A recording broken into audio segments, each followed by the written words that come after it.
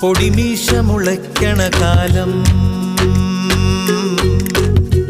ഇടനെഞ്ചില് ബാൻഡടി മേളം.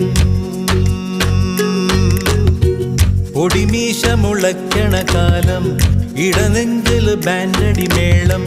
പെരുന്നാളിന് പള്ളിയിലെത്തിയതെന്ത് കൊതിച്ചാണ്.